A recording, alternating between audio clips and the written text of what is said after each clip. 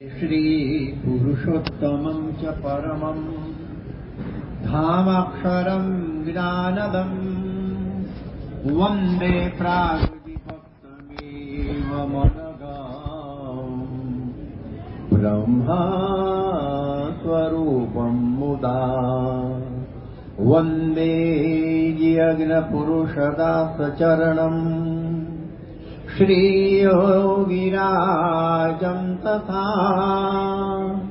वन्दे श्री प्रमुखं महन्तगुणिनम् मोक्षाय भक्त्या सदा।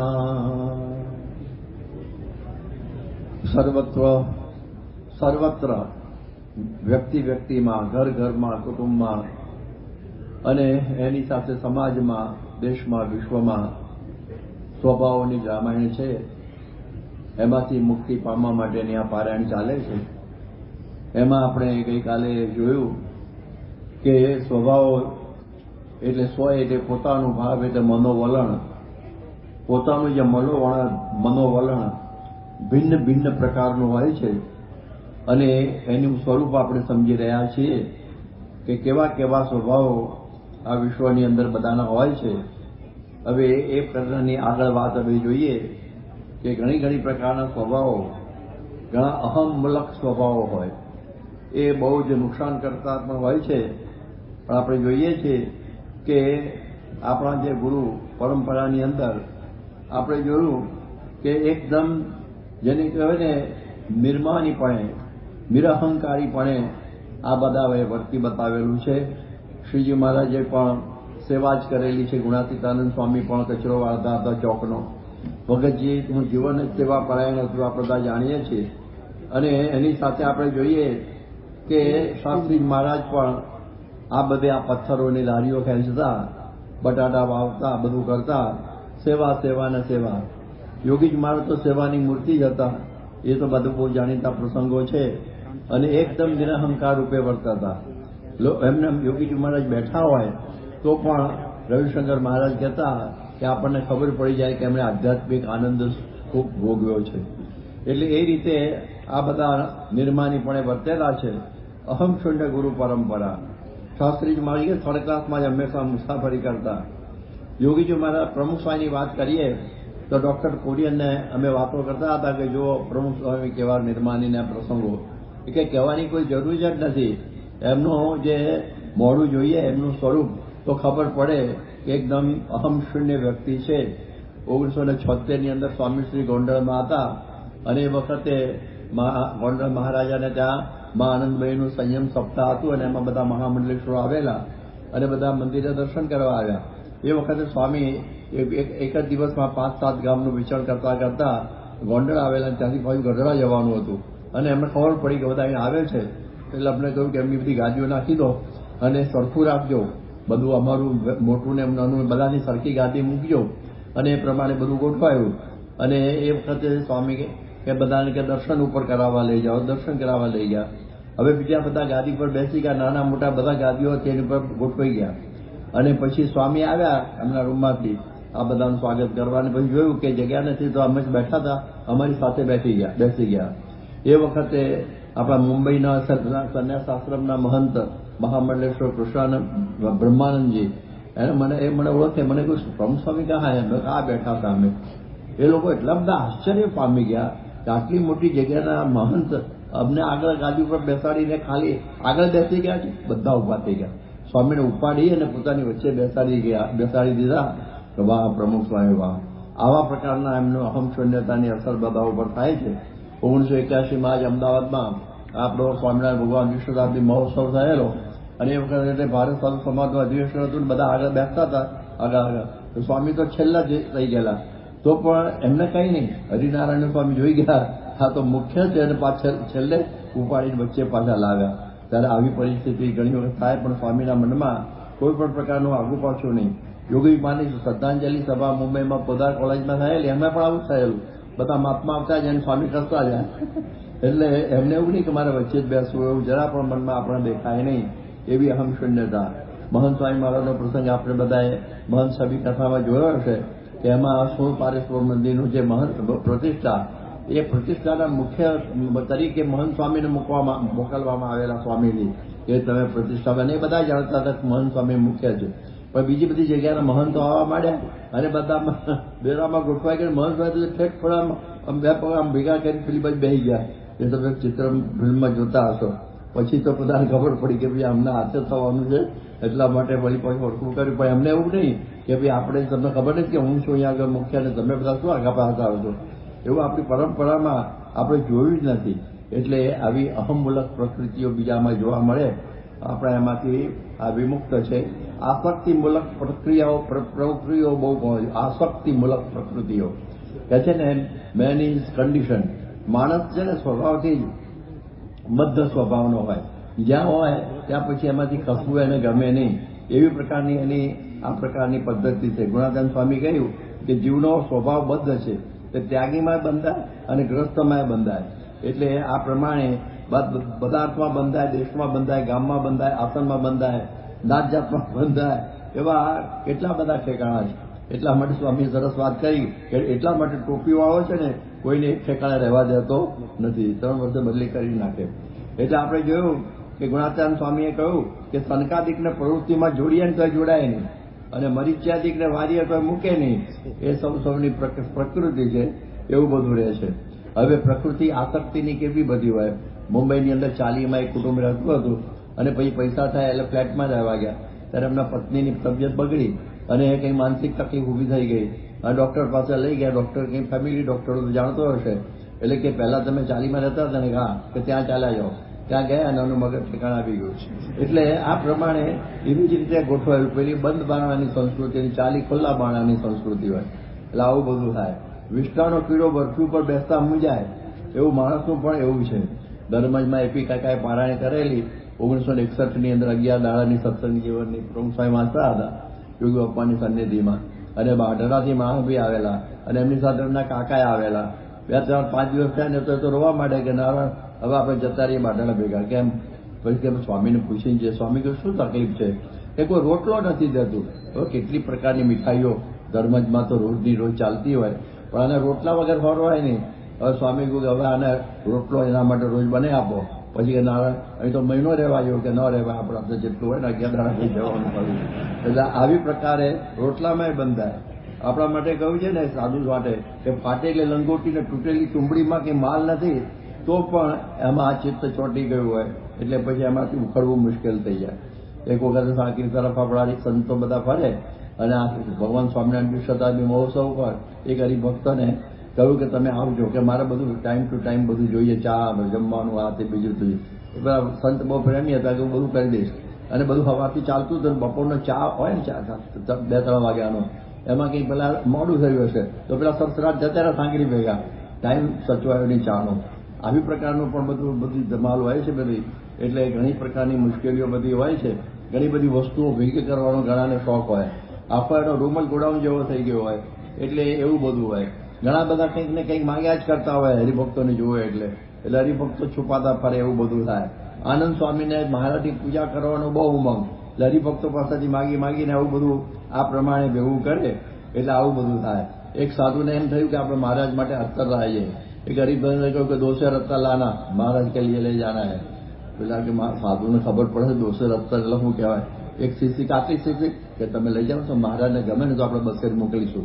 એટલે પછી મહારાજને આપી અને કહ્યું કે શીશી હરિભક્તે આપી. મેં તો 2 सेर મંગાવ્યું, તેને આટલું આપ્યું.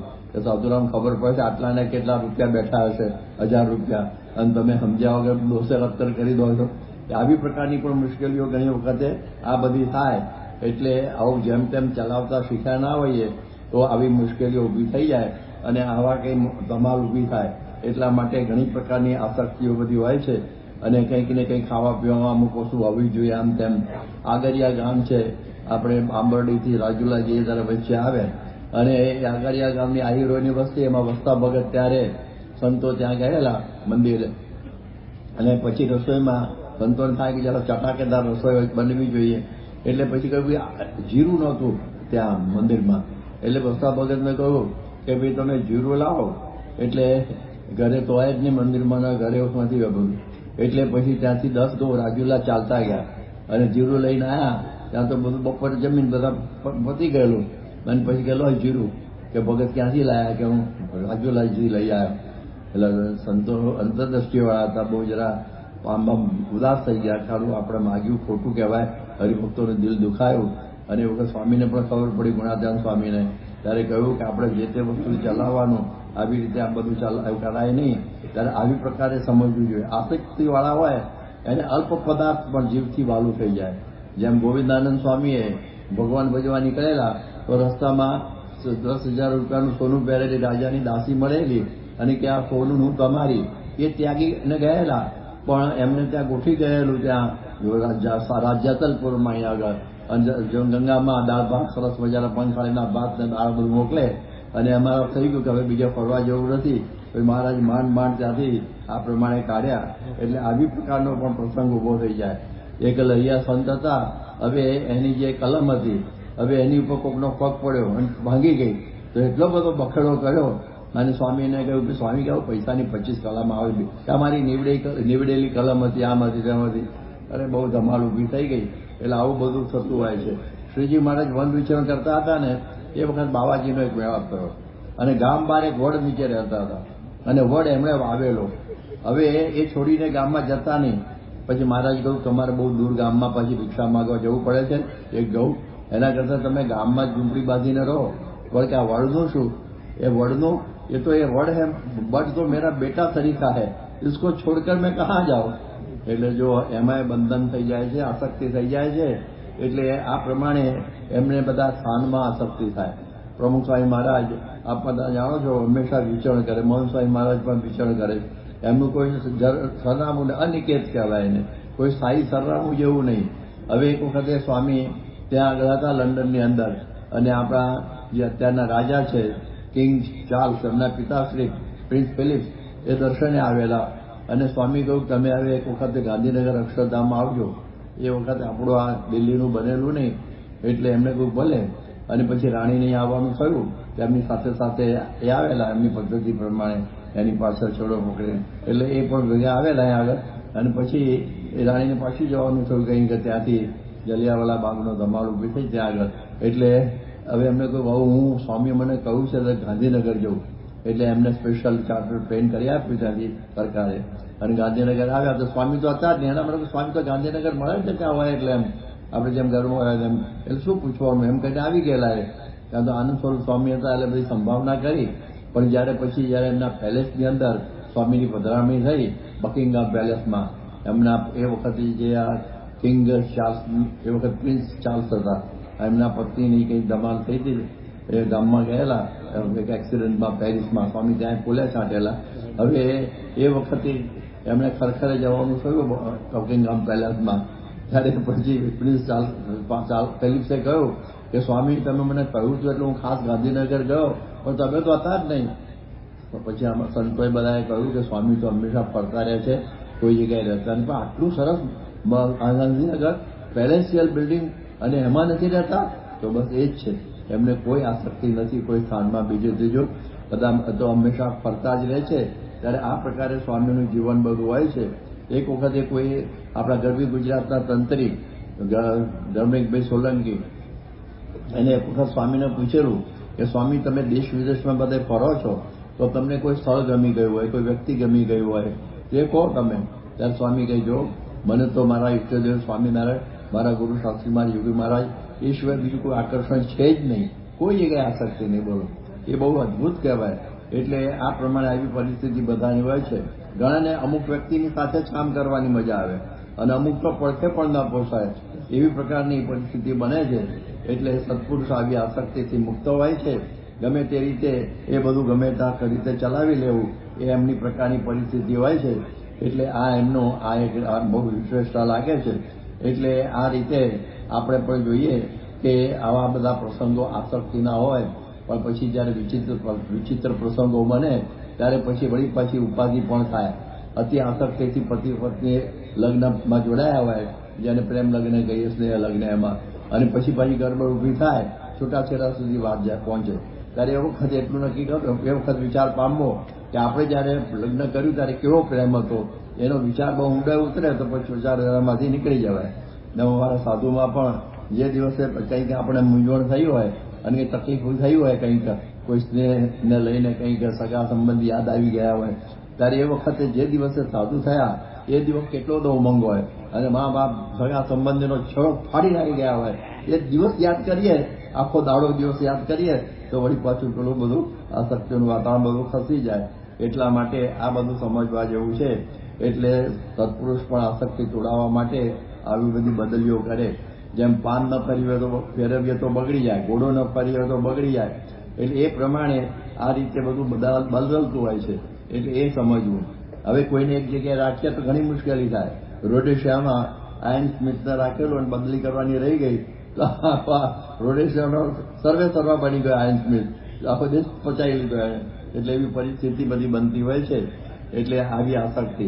ગુણાત્યાન સ્વામી કહે છે ભાલના કાગડા હોય ને સાબરમતી ઉતરીને ગુજરાતમાં જાય નહીં, અને ગુજરાતના કાગડા સાબરમતી ઉતરીને ભાલમાં જાય નહીં. હવે એમને આવું બધું બંધન જેવું હોય છે. એટલે આવી પરિસ્થિતિ હોય છે. ઘણી વખત તમે જુઓ કે ક્રોધ અને ઈર્ષા મુલકમાં પ્રકૃતિ હોય છે. એટલે આ માનરૂપી બાપનો દીકરો ક્રોધ છે અને દીકરી ઈર્ષા છે. એટલે એમાં પણ બધી પ્રકારની મુશ્કેલીઓ ઊભી થઈ જાય છે. એટલા માટે શ્રીજી મહારાજે પ્રથમ 69 વચનામાં કહ્યું કે ક્રોધયુક્ત પ્રકૃતિ એ દુષ્ટનો સ્વભાવ છે, એટલે એ આ છોડવું. અને આ બધો ક્રોધ જુદી જુદી રીતે આવે છે. અમદાવાદનું વચનામૃત છે 8મું, એટલે એમાં સાધુને સર્વ પ્રકારે ક્રોધ જુબો. એ ક્રોધ કેવો છે કે જપ તપ જ્ઞાન બધા શુભ ગુણોનો નાશ કરી દે. કેવી રીતે ક્રોધ ઉત્પન્ન થાય? તો કંઈક ચર્ચા કરતા હોય એમાં પછી કથા વાર્તામાંથી પણ ચર્ચા ઉપર ચડી જાય અને એમાંથી કોઈક વખત ક્રોધ થઈ જાય. અને કોઈક વખતે આ પ્રમાણે પ્રસાદી વહેંચતા હોય એમાંથી પણ ક્રોધ ઉત્પન્ન થઈ જાય. કોકની ઈર્ષાએ કરીને પણ ક્રોધ ઉત્પન્ન થઈ જાય. એટલે આવા જુદી જુદી પ્રકારના ક્રોધના બધા નિમિત્તો હોય છે. એટલે ઘણા બધા એટલા બધા ક્રોધી હોય છે કે આખો દિવસ ઝઘડ્યા જ કરે, પૂછીના ઝઘડાએ લઈ લે. ગુણાતીતાનંદ સ્વામીની વાતમાં એક વાત આવે છે કે એક ગામમાં એક વડગરી બાઈ હતી. આખો દિવસ લડ કરે આખા ગામમાં. પછી બધા કંટાળ્યા કે આપણે એને વારા કહી દેવા. એટલે ગામમાં તો બધા સાથે ના ઝઘડે, એટલે જેનો વારો હોય એના ઘર આગળ જઈને રહે, પેલી એની સાથે ઝઘડા કરે. આવી રીતનું કર્યું. એટલે બધા ગામને શાંતિ થઈ. હવે સવારથી સાંજ સુધી એને પછી એટેન્ડ કરવી પડે, એવું બધું હોય. પણ એક જણ દુઃખી થાય પણ બીજા તો સુખી થાય એમ કરીને વારા પાડેલા. એક વખતે એક બાઈનો વારો હતો અને એમાં સાધુ એના ત્યાં 4 બાવાઓ એ ત્યાં મહેમાન તરીકે આવ્યા અને કે જલ્દી જલ્દી જમી લો, કારણ કે હમણાં પેલી વડકની બાઈ છે એનો વારો છે મારા ઘેર અને આવશે અને પછી મારે તો રસા નબરાશ નહીં મળે. એ કે તું શાંતિથી રસોઈ કર અને તું બરાબર વ્યવસ્થિત રીતે આ પ્રમાણે ઘેર અમે બેઠા છે ઓટલે આવા દે બાઈને. અને એ બાઈ તો ઠેઠ ભાગવત શું કહેવાય ફળિયાના નાકેથી મોહ પાડતી આવી. હજી સુધી નવરી નથી થઈ, વારો છે તારો આમ તેમ આ બોલતી આવી. અને એ વખતે બાવાઓને બેઠેલા જોયા એટલે બાવા ઉપર ઉતરી પડી. આ બધા બધું બળકનું ખાઈને બેઠા છે બધા અને આમ ને તેમ. એટલે એની ઉપર ઉતરી જ પડ્યા બાવાઓની ઉપર.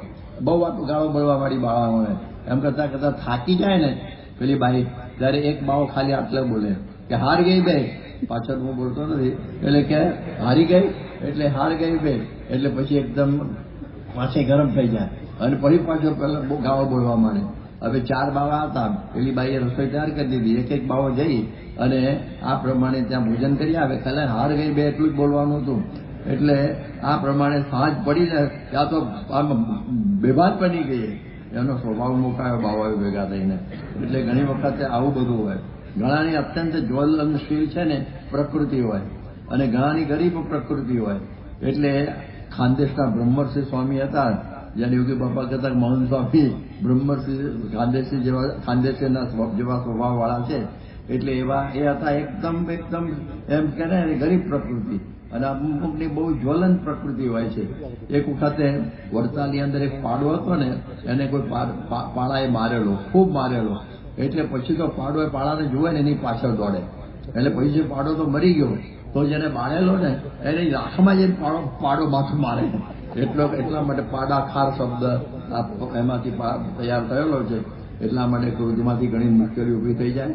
હવે તમે જુઓ, એક વખત ફૂટબોલની રમત પેલી ફાઇનલ હતી અને ઇટલીના ફ્રાન્સ. હવે આ પ્રમાણે એ ફાઇનલમાં આવી ગયેલા અને ફ્રેન્ચનો જે સારો ખેલાડી હતો એને ઇટાલિયન ખેલાડીએ ગાળ દીધી. એટલે ગુસ્સામાં એને પેલા એને માથું માર્યું અને પછી મેચમાંથી સસ્પેન્ડ થયો, ફ્રાન્સ હારી ગયો. ઘણી વખત ગુસ્સામાં આવી બધી બાબતો પછી લોકમાં થતી હોય છે, એટલે આવી મુશ્કેલી ઊભી થઈ જાય છે. એટલે હવે તમે જુઓ કે ઘણી વખતે સાસુ વહુના ઝઘડામાં પણ આ ક્રોધ બહુ થતો હોય છે કે આદિ વેર ઘંટીને ઘઉં, આદિ વેર સાસુ ને વહુ. એટલે હમણાં લોકો કહે છે, અત્યારે તો બહુ ઓછું હશે પણ હશે કે પેલું આ બધા સ્કૂલોની અંદર રેગિંગ થતું હોય છે, કોલેજની અંદર, સ્કૂલોમાં નહીં, રેગિંગ સ્કૂલમાં, ત્યારે કોલેજોની અંદર. એટલે એમાં બહુ બધું ધમાલ થાય. એટલે એ વખતે બધા કે ભાઈ આ પરદેશની બધી અસર છે, ત્યાં આગળ આવી રીતે સિનિયર હોય એ જુનિયરને આવી રીતે હેરાન પરેશાન કરે. અમે કોઈ પરદેશની નથી, આ તો આપણે ઇન્ડિયાની છે, સાસુની વહુની, ત્યાંથી ચાલુ જે લોકોએ લઈને આગળ લાવ્યા છે. કારણ કે અમારે તો પહેલાથી જ આ છે, એટલે સિનિયર આવું બધું ચાલ્યા જ કરતું હોય છે. એટલે આવી રીતે ઘણી વખતે શાંતિ બધી આગી જતી રહેતી હોય છે અને ધમાલ ઊભી થઈ જાય છે.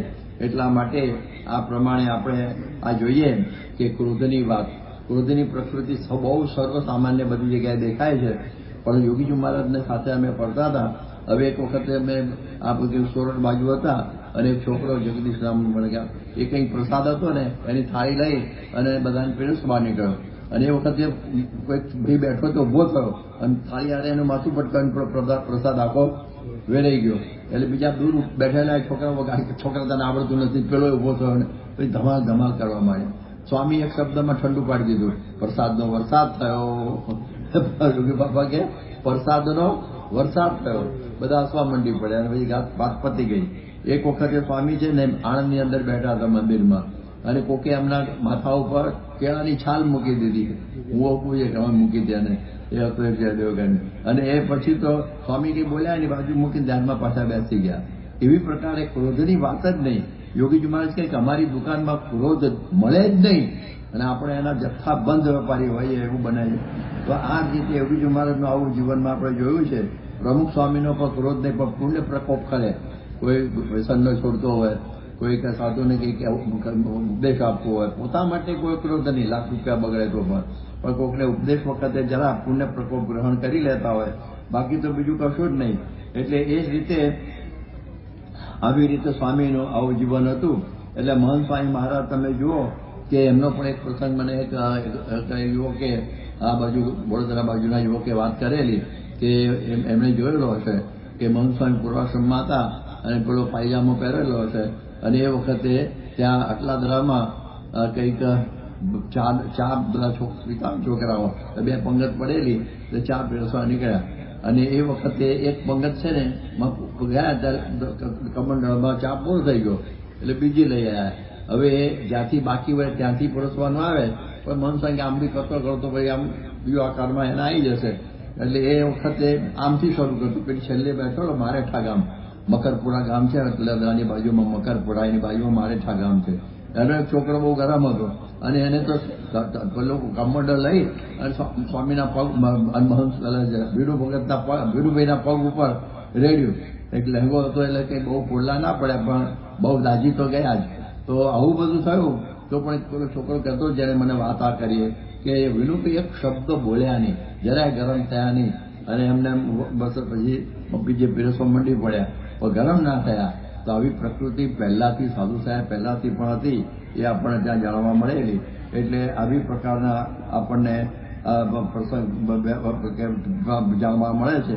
એટલે આપણે બધા જોઈએ કે સ્વામી છે ને ગુસ્સે ના થાય, આમ બોલે ને પણ એવો પ્રેમથી ઉપદેશ આપે, મારો વાલો વાડીલો એમ બોલે. એક વખત અમે જૂના મંદિરમાં મુંબઈ ગયેલા અને પ્રદીક્ષામાં સ્વામી ત્યાં બેસે ત્યાં પ્રદીક્ષાની અંદર અને 5 વાતો બોલે. એટલે એ વખતે પ્રદીક્ષાની પાળી ઉપર હું બેઠો અને એ વખતે બીજા બધા નીચે બેઠેલા. આમ દેખાતું તો ખરાબ પણ મને કંઈ ભાન ના રહ્યું. હું આવું અને સ્વામી એમ જોતા મારી હા હું હવે એમને મારે ઉતારવો હતો મને કેવી રીતે કહ્યું. મને કે આચાર્ય મહારાજ આપ મારી પડખે બેસવાય, મારી પડખે. એટલે પછી હું તો એવો શરમાઈ નીચે બેસી ગયો. બોલવાની રીત છે ને બહુ જુદી, ગરમ થવાની વાત જ નહીં એમને. એક વખતે સ્વામી ત્યાં મુંબઈમાં હતા અને બપોરનું વચનાથ વંચાય અને એ વખત વૈલાલભાઈ ગોવાવાળા, આમ તો ગુજરાતના પણ ગોવામાં રહેતા હતા, એટલે એમણે વચનામત કરાવ્યું. જ્ઞાની હતા. પ્રસંગનું 63મું, બપોરનું પ્રસંગનું 63મું હોય કેટલું લાંબુ, પાછું નીરું પણ એમનું જબરજસ્ત 1.5 કલાકનું ચાલે એવું. એટલે એમણે તો ચલાવ્યું. સ્વામીનો એક 20નો સુવાનો ટાઈમ અને આ તો 1:30 વાગવા માંડ્યો. એટલે બધા ગરમ થઈ ગયેલા. પણ એ વખતે સ્વામી જોયું કે બાજી બગડશે, કંઈક બોલશે ને તો ભૈલાલભાઈને ખોટું લાગશે. સ્વામી કેવી રીતે કહ્યું કે ભૈલાલભાઈ, આ વચનામૃત છે ને બહુ મહત્વનું, આમાં અક્ષરે ભગવાનનું ધામ છે એવું બધું લખેલું છે.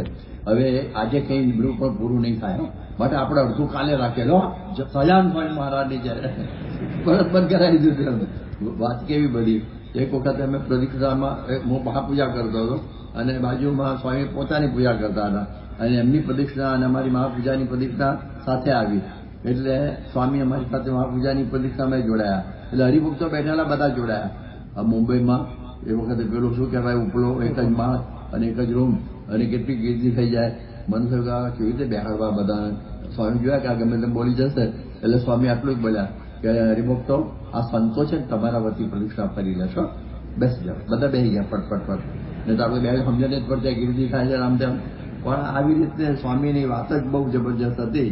એટલે આવી રીતે આ કોઈ દિવસ ગુસ્સે થવાની વાત નહીં, ઈર્ષા પણ નહીં. ઈર્ષાનો ભાવ આવે.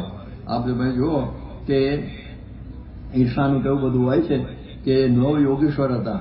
હવે જનકના દરબારમાં ગયેલા. આ એકાદશ સ્કંદની અંદર વાતો આવે છે. અને પછી એમણે બધા પ્રશ્નો પૂછ્યા. જનક રાજા 9 યોગેશ્વરનો સંવાદ. અને એમાં પ્રબુદ્ધ નામના યોગેશ્વર હતા. યોગેશ્વર પણ બધા યોગેશ્વર બોલે છે, પણ મૂળ શબ્દ યોગેશ્વર છે. અને એમણે પછી બહુ સરસ નિરૂપણ કર્યું કે જે એકાંતિક પુરુષ કેવા હોય ને આવું બધું. એટલે બીજા આતાના 8 ઝાંખા પડી ગયા. એમના ઉત્તરો ઓર્ડિનરી લાગ્યા. એટલે પછી ઉતારે જઈ અને એને કોથળામાં પૂર્યો કે શું છે કે નદીમાં નાખવા લઈ જઈએ છીએ, મારી નાખો છે. પેલો કે હું પ્રતિજ્ઞા લઉં છું, કોઈ દાડો હું હવે આ પ્રમાણે વાત નહીં કરું, પ્રવચન નહીં કરું. તાર માંડ કાઢ્યો. તો આવું પ્રમાણે ઉપાધિ થતી હોય છે. જેમ મહારાજની આજ્ઞાથી મુક્તાનંદ સ્વામીએ વડોદરાની સભા જીતી, એમાં ઈર્ષા ઉપર હવે વાત આવી ક્રોધ પછી. તો એમાં પ્રકૃતિ છે ને બધાની. તો નિર્વિકલ્પાનંદ અને હરિયાનંદ એમને થયું કે વિદ્વાન તો અમે જ છીએ, મુક્તાનંદ તો બહારનું ચોથે જાણતો નથી અને અમે બધા વિદ્વાનો, મહારાજ અમારી વિદ્વાનની કદર નથી, અમને મોકલવા જોઈએ ને. અને પછી સત્યમાં રહ્યા નહીં અને પછી નિર્વિકલ્પાનંદ નીકળી ગયા. શિરોઈમાં એનો આશ્રમ છે અત્યારે, એના બધા ચેલાઓ ચલાવે છે, અમે જઈ આવ્યા છીએ ત્યાં. તો આવી પરિસ્થિતિ થઈ જાય છે. હવે તમે જુઓ, દુર્યોધનને આ પાંડવોની ભાર ઈર્ષા હતી એકદમ. એક વખત એવું બન્યું કે દુર્યોધન બહુ દુબળો પડી ગયો. ત્યારે દુર્યોધને પૂછ્યું, આપણે શું કહેવાય, ધૃતરાષ્ટ્રે હાથ ફેરવ્યો આમ તો કડવું અહીંથી ઉતરી ગયેલું. આ દેખાતો નહીં કે આટલો દુબળો પડી ગયો છે, શું થયું છે ભાઈ? કંઈ આપણે બોલાવ્યા વૈદ્યને કે ના એવું કરશું નહીં. પણ છે શું કે આજે આપણી સામે જે ઇન્દ્રપ્રસ્થ છે ને, એમાં યુધિષ્ઠિરના ત્યાં 10,000 બધા બ્રાહ્મણો, આ બધા સ્નાતકો બધા ત્યાં જમે છે. અને પછી અહીં પસાર થાય છે મારા મહેલ આગળથી. યુધિષ્ઠિર મહારાજનો જય હો કરતા. એ બધું સાંભળીને મને તબિયત બગડી ગઈ છે આગળ. હવે કોઈ લે ને કોઈ દે, એમાં વચ્ચે ઠાલો ભરી મળે. આવા ઈર્ષા, અસૂયા, મત્સરના બધા રોગો બધા ઘણા ને બધા હોય છે. એટલા માટે આ ઈર્ષાની વાત આવી બહુ. ક્લાઇમેક્સ તો ક્યારે થઈ કે જયારે દાદા ખાચરનું મહારાજ બહુ રાખતા, ત્યારે જેવા ખાચરને સખત ઈર્ષા થઈ ગઈ અને મહારાજને મારવા માટે મારો રાખેલો. લાંબી વાત નથી કરતો, આ બધા જાણો છો. તો આટલી હદ વગરની ઈર્ષા થઈ જાય એટલે આવા પ્રસંગો પણ બધા બની જાય છે. એટલે આ પણ બધું સમજવા જેવું છે. ગામમાં કૂવો ખોદ્યો હોય તો પછી આ ટીકાખોર બધા હોય ને પ્રકૃતિવાળા, એને કોઈ પણ વિકલ્પમાં સારું ન જણાય. ટીકાખોર ઘણાની ટીકાની જ પદ્ધત બધી શું કહેવાય, આમ મની પ્રકૃતિ હોય. ટીકા કર્યા જ કરે, ટીકા કર્યા કરે. એટલે આવું બને. એક વખત મનુષ્ય રૂપ ધારણ કરીને શિવ પાર્વતીને કોઠીઓ રસ્તે જતા હતા, ત્યારે ગામ આવ્યું. કોકે કહ્યું કે આવું સારું વાહન છે પણ કઈ વિવેક છે, બે હાલતા જાય છે. આ સાંભળીને સીતા માતા, સતી માતાએ કહ્યું કે તમે બેસો કોઠિયા ઉપર. તે બેઠા. બીજું ગામ આવ્યું એટલે ફૂલ જે બાઈને ચલાવે છે અને આ ઉપર બેસી ગયો છે. અને પછી તો હવે તમે બેવાનું ચાલુ. એટલે કે વિવેક છે, આ કેવો કયુગ આવ્યો છે, પતિને ચલાવે છે, ચડી બેઠી છે. પછી કે ચાલો આપણે બે બેસીએ. ભાઈ બે બેઠા. ચોથું ગામ આવ્યું, કઈ દયા જેવું છે, બે ચડી બેઠા, ફૂટાઈને માર નાખવો છે. પછી આપણે કરતા એમ કરો. આ ગામના અભિપ્રાય પ્રમાણે કંઈ બરકત આવશે નહીં. એટલે ઘણી વખતે ટીકા કરે છે. એટલા માટે આપણે જોઈએ છે અબ્રાહમ લિંકને કહેલું કે he has right to criticise who has a heart to help. આપણે છે ને કોઈને મદદ કરી શકતા હોય તો કંઈક એને કંઈક કહી શકીએ, પણ એમને ટીકા કરવાનું એનો અર્થ કોઈ આ રહેતો નથી. એટલે એમાં ધમાલ બધી ઊભી થઈ જાય છે. એટલે આવી રીતે આ બધા ખટપટી બધું થઈ જાય છે ને, એવા પણ સ્વભાવવાળા હોય. યોગી મહારાજ એમને કહ્યું મને ખટપટ ન આવડે. યોગી બાપા કે મને ખટપટ ન આવડે, અને ઘણા ખટપટી હોય. 1961ની અંદર પૂજ્ય મોહન સ્વામી મહારાજ અને બધાની સાધુની દીક્ષાનો પ્રસંગ હતો ત્યાં ગઢડાની અંદર, અને એ વખતે મહારાજા અને મહારાણી એ બંને ત્યાંથી આવેલા, આપણા શું કહેવાય ભાવનગરથી. અને એ વખતે બન્યું એવું કે 3 છોકરાઓ નાહવા માટે ગયેલા. આપણા પુરુષોત્તમ ભગત પણ ત્યાં હતા, અને 3 છોકરાઓ નાહવા માટે ગયેલા. અને એક એમાં ગિરધરભાઈ સેજપાલના 2 છોકરા, સેજપાલ એમના 2 છોકરા, અને ચંદ્રકાંતભાઈ જાનીનો 1 છોકરો. આ 3 છોકરાઓ ડૂબતા હતા અને અંદર જતા રહ્યા. અને ખેંચ એ વખતે પાણી બહુ રહેતું. પછી પુરુષોત્તમ ભગતને કાઢવા બહુ પ્રયત્ન કર્યો, પણ તો બધા ડૂબી ગયેલા. અને પછી તો પતી ગયું એમનું. અને પછી એ વખત કોઈ ખટપટી હતો, ચચાણાનો એક ભાઈ હતો, નામ નથી દેતો, એટલે હું ખૂબ સારી રીતે, એટલે નામ દઈ દો ને વાંધો નહીં, બાંસીજાનું નામ હતું કંઈ. અને એ છે ને ખટપટી એવો. અને એ પછી મહારાણી પાસે ગયો કે તમે અહીંયા આવ્યા છો, અહીં તો લોહીના આંધણ છે, 3 જણા ધામમાં ગયા છે, એના સમજો થાય છે. અને આવું બધું કર્યું એટલે મહારાણીને જરા લાગી આવ્યું કે ચાલો આપણે જતા રહીએ, આવા રીતે આપણે બેસવું, એમાં આપણી આ સારી શોભા ના લાગે. એટલે પછી તો આ અક્કા બાપુને ખબર પડી કે પેલું પહોંચી ગયો છે ત્યાં, એટલે આને એવી વાત કરી છે. એટલે પછી એમણે શું કર્યું, એમના જે પત્ની હતા બંને મા બાપ, બધા માતાઓ, એમને કહ્યું કે તમે હાલો આપણે મહારાજા પાસે. એ તો માલવા આવેલા, ઉત્સવ સારા કપડાં પહેરેલા, બહુ થયેલું. અને પછી કહ્યું જો પેલા છોકરાઓ ડૂબી ગયા ને એના આ માતા છે. એ કે શું તમારે આવું થયું? અમે તો ભાઈ ભગવાનને સોંપી દીધેલા હતા છોકરા, એ એમની ભગવાન લઈ ગયા. મોટા થાય ત્યારે અમારે તો સાદું જ કરવાના હતા, મોટા થાય પછી વહેલા જતા રહ્યા. અમને કોઈ દુઃખ જેવું નથી, અમે તો સમયો પ્રેમથી કરવા આવ્યા છીએ. પેલા તો કે આ જેના માટે અમે ઉપાધિ કરતા હતા એમને તો કશું છે જ નહીં, પેલો આપણે ખોટો ખટપટી વાગો કરીને જતો રહ્યો. એટલે આવા બધા ખટપટિયાવાળા પણ બધા વિચિત્ર હોય છે, એટલે એ પણ સમજવા જેવું છે. એટલે બધી જુદી જુદી પ્રકૃતિઓ બધી ખૂબ હોય છે. આપણે કહે છે ને આ વાત તો આમ બહુ જાણીતી છે, પણ આપણે કહી નાખીએ કે એક વખતે કોઈ સ્ટીમરની અંદર તરત ચલાવો બધા જતા હતા બોક્સમાં, અને બોક્સના બધા શું કે ઉપર ઢાંકેલું કંઈ નહીં. એટલે કોઈ કહ્યું ભલા તરત ચલાવો આખા બધા સ્ટીમરમાં ફરવા માંડી પડશે, ઉપર પાટિયું મારવું જોઈએ ને, કે ધીઝ આર ઇન્ડિયન ટ્રેબ્સ, કે કેમ એક બહાર નીકળવા જશે બીજો ટાંગો પકડીને એમ ખેંચશે એટલે બહાર નહીં નીકળવા દે. આ તો ઇન્ડિયનની વાત કરી, આખી દુનિયામાં બધા ઇન્ડિયન ટ્રેબ જ છે. એટલે એ ઉપર એક કોઈ આગળ જતો હોય ત્યારે પાછો જ પાડે. હવે બિલ ક્લિન્ટન સ્વામીના દર્શનથી પામી ગયેલા, કે પ્રમુખ સ્વામી મહારાજ મેં દર્શન કર્યા, મને કહ્યું કે એવા પુરુષ છે કે પોતાના સદગુણોથી આગળ આવ્યા છે, કોઈનો ટાંગો પકડીને પછાડીને આગળ આવ્યા નથી. એને એટલી તો ખબર પડી ગયેલી, ત્યારે આ પણ આપણને ખ્યાલ આવે. એટલે આવા ખટપટિયાઓ બધા વિચિત્ર હોય છે, એટલે એ પણ બધા સમજવા જેવું છે. એટલે આપણે પણ આટલું સમજવાનું કે આ પ્રમાણે બીજાને વિચિત્ર પાછા અવગુણો હોય. પોતાના ઝાડા થઈ ગયા હોય તો કંઈક ખાવામાં આવી ગયું હોય એમ કરીને બોલે, અને બીજાને થયું હોય કે મંદિરનું મફતું ખાધું છે એટલે આવું થાય જ ને, એટલે આવી રીતે બધા બોલતા હોય છે. એટલે આવા બધા હોય. હવે એક વખત અમે 1970ની અંદર આફ્રિકામાં હતા, અને યોગીજી મહારાજ એ વખતે ત્યાં હતા. એક છોકરાએ સ્વામીની ઓટોગ્રાફની અંદર સહી લીધી, પછી તો સ્વામી વિચરણ કરીને પાછા નરોબી આવવાના હતા, ગયા બીજા સેન્ટરમાં. ત્યારે બીજા કોઈ મહાત્મા આવ્યા હશે, એના હસ્તાક્ષર લેવા માટે બાપાના બાળકે એમને ઓટોગ્રાફ બુક આપી, તો એને આગળ જોવે ને કોના છે એમ જોવા, સાહજિક વૃત્તિ. તેમાં બીજામાં વાંધો ના આવ્યો, તો યોગી બાપા જો લે બંડિયાના એમ કે પાના ફાડવા ગયા, છોકરે ડાયરેક્ટ ખેંચી લીધી, ફાડવા ના દીધું. અને પછી યોગી બાપા આવ્યા ત્યારે કોઈ જો સ્વામી આવા પેલા મહાત્માએ આવું તમારા સહી વાળું કાગળ ફાડવાનો પ્રયત્ન કરતા હતા, મેં ડાયરી ખેંચી લીધી, મેં એમની સહી ન લીધી. અરે કે આપણે ફલન ફાડવા દે તો ને ફાડી નાખવા, ભલે એની સહી ગઈ તારે ગઈ ને, હું બીજી કરી આપત તને. જો આ બેમાં કેટલો ફરક. સ્વામી કે ભલે એ મહાત્માની સહી રહી ગઈ ને તારે, એવું બોલે. બોલો હવે મહાત્મા ક્યાંથી કહેવાય એને? પણ આવી પ્રકારે પણ સ્વામીની વૃત્તિ એવી હતી. એટલે આ પ્રમાણે આવું છે. પછી લોભ પ્રકૃતિ હોય, કોઈની સ્વાદની પ્રકૃતિ હોય, કોઈની કામમૂલક પ્રકૃતિ હોય. એટલે જુદી જુદી પ્રકારની આ પ્રકૃતિ હોય છે. એટલે આપણે જોઈએ કે શ્રીજી મહારાજના સમયમાં વેળાવદારના રૂડાભાઈ થઈ ગયા. મહારાજે એમના બળદ જોઈને કહ્યું કે અમારા આવા બળદ હોય તો સારું ગઢડામાં. એ કે શોધ્યું છું અને મળશે ત્યારે મોકલીશ. મહારાજ ગામમાં ગયા તો શોધવામાં રહ્યા, પછી ખ્યાલ આવ્યો દાદા મારા મેં આપી દીધા હોત તો કેવું સારું થાય. એટલે આવી પ્રકૃતિ આવી રીતે થઈ જાય છે કે છે ને અબ ભિક્ષા ક્યાં હોત ક્યાં જબ ચીડિયા ચૂક ગઈ ખેત, એવી પરિસ્થિતિ એમની પણ થયેલી. એટલે બધા ઘણા બધા લોભ પ્રકૃતિથી ઘણું બધું ખોવે છે. એક વખત સેન્ટ્રલ અમેરિકા નામની એક સ્ટીમર હતી અને એમાં બધા બેઠેલા પેસેન્જર્સ અને ડૂબવા માંડી કોણ જાણે વચ્ચે. એટલે પછી એના રિયર એડમિરલ છે કોક, એને પછી વાત કરી કે ભાઈ હવે એમ કરો તમે બધા અમે લાઈફ બોટ નાખીએ છીએ એની અંદર બધા કૂદી પડો અને બધા બચી જશો અને આ સ્ટીમર તો ડૂબવાની છે. ત્યારે બધા કૂદવા માંડ્યા. એમાં એક બાઈ પાસે ઘરે કોઈ કે સામાન કંઈ લેતા નહીં, એકલા તમારો જાન બચાવવા કૂદી જજો. અને પણ એક બાઈને શું મારી ઘરેણાની પેટી છે તો લઈ જ લો. તે પર એ જરા ભારે હતી, કૂદવા ગઈ તો લાઈફ બોટ અને સ્ટીમર એની વચ્ચે જ પડી ગઈ, પાણીમાં ડૂબી ગઈ. આ લોભની અંદર આવી પ્રકારની પરિસ્થિતિ થઈ જાય છે. એટલા માટે આ લોભ લઈને કેટલી બધી મુશ્કેલીઓ ઊભી થાય છે. આ મહારાજનો પેલો પ્રસંગ તો બધા ખૂબ જાણે છે કે ભાદરામાં મહારાજ પધારેલા અને પ્રેમજી વાણીઓ ખરેખર લોભી હતો.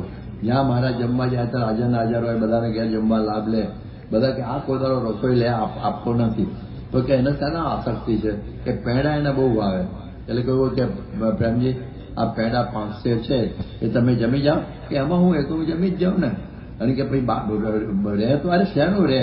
બધા કે મહારાજ પણ રહેશે તો પછી શું કરવાનું, ના તમે જો તમે ના ખાઈ શકો તો તમે રસોઈ આપશો. અરે આપી દઉં, એના મને કે ખાઈ જવાનો છે બોલવામાં વાંધો છે. એક એમ નહીં, તમે પછી રસોઈના પૈસા ના આપો, તમારી આંગળીમાં સોનાનો વેટ છે ને એ આગળ આપો ગામના મૂકીને.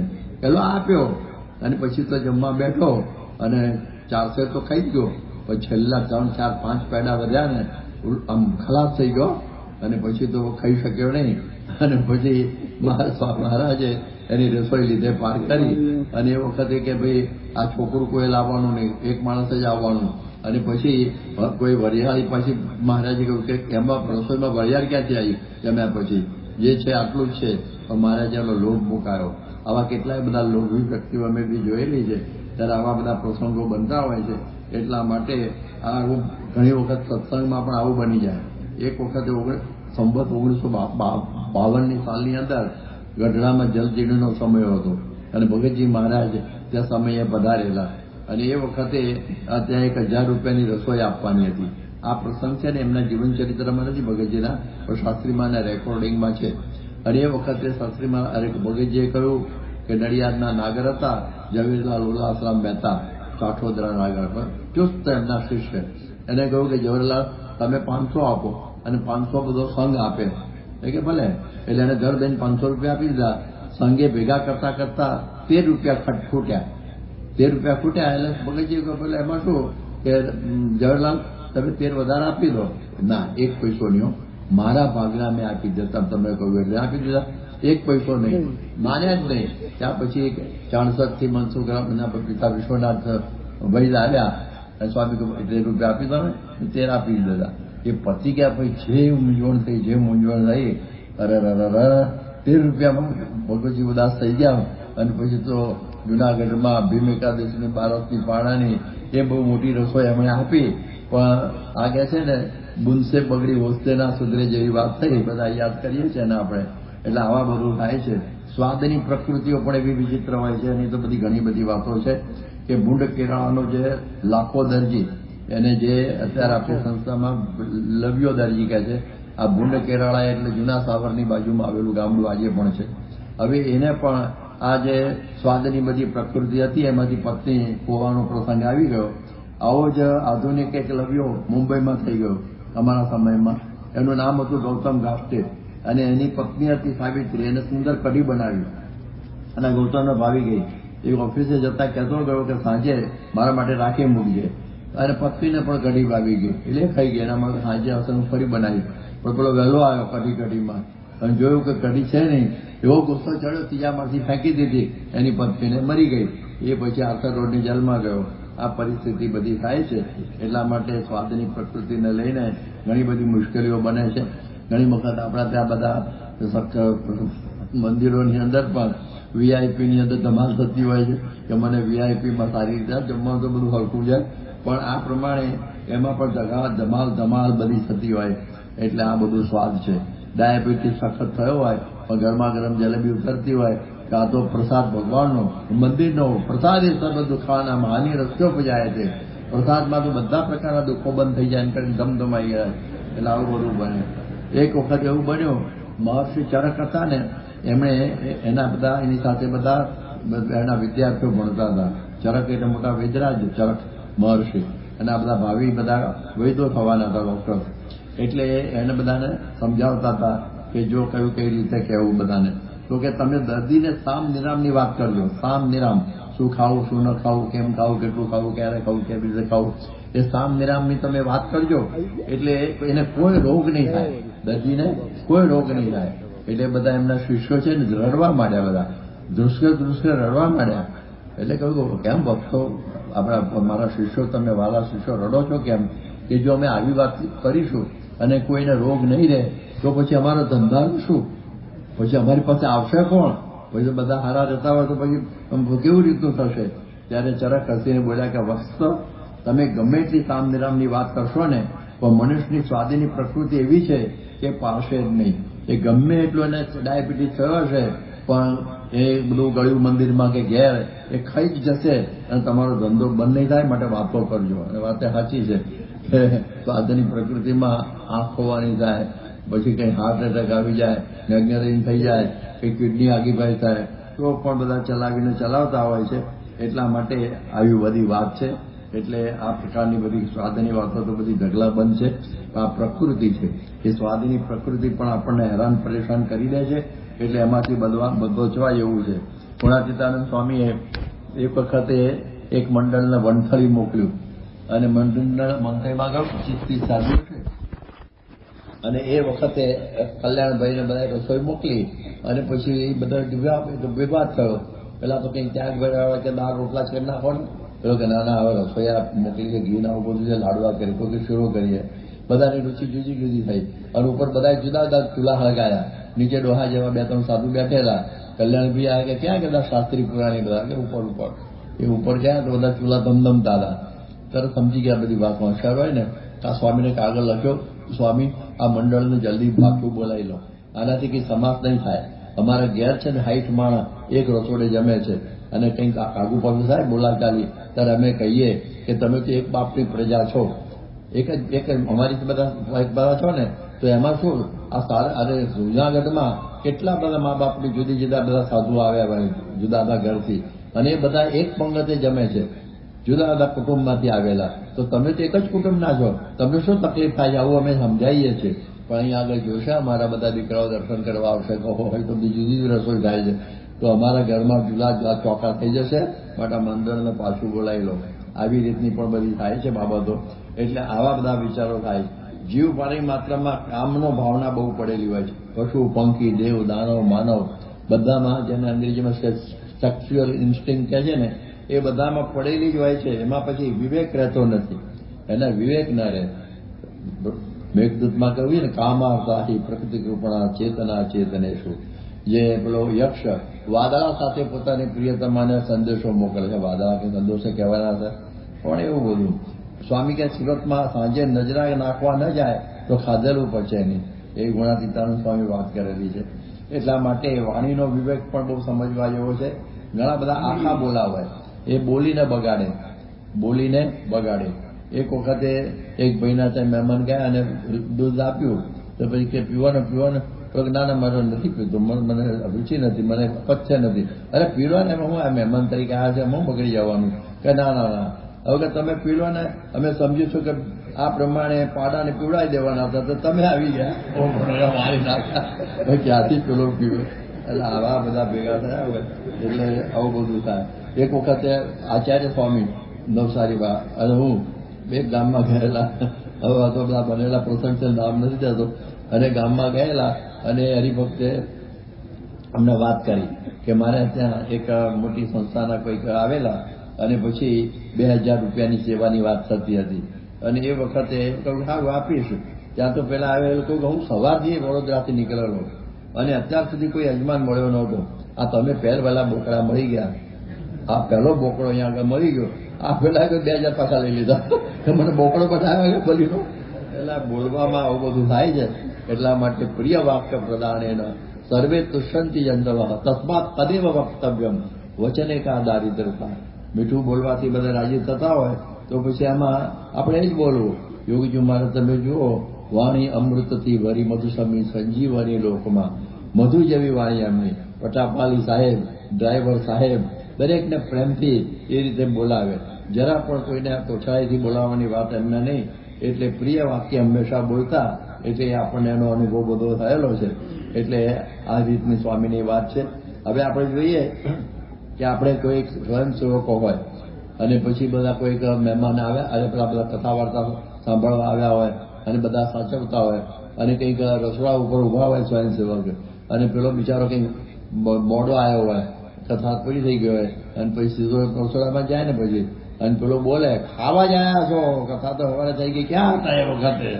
પેલો ભૂલમાં પછી મંદિરમાં પગ મૂકે નહીં એટલે એક બ્રહ્માંડ ભાગ્યાનું પાપ ભેગું કરી લે છે. એટલે એવું બધું હોય.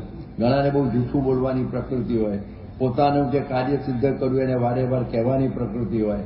એવી રીતની બધી પ્રકૃતિઓના તો પાર નથી. આમાં બધી આ તો સ્વભાવવાની વાતો ચાલે છે. એટલે એ પ્રકારની આવી બધી પ્રકૃતિ બધી હોય છે. એને લઈને મુશ્કેલીઓ બધી ઊભી થઈ જતી હોય છે. હવે એક વખતે વ્યસન છોડવાની વાત સ્વામીએ કરેલી. ત્યાં સાંકડીની અંદર અમારા પેલા હતા લલ્લુભાઈ, જે આપણા સોમાભાઈના નોકર. હવે એને 80 વર્ષની ઉંમર થયેલી. બીડીઓ બહુ પીધો હતો, મરવાની તૈયારીમાં જતો. સ્વામી કહ્યું લલ્લુ હવે છોડી દે. સ્વામી એ તો તત્વજ્ઞાની નીકળ્યો. સ્વામી 80 વર્ષ થયા, હવે છોડીને શું ફાયદો, પી લેવો તો પીતો મર્યો. પણ આવી પ્રકારની બધા જ્ઞાની હોય. અમેરિકામાં 1977માં સ્વામી ગયેલા.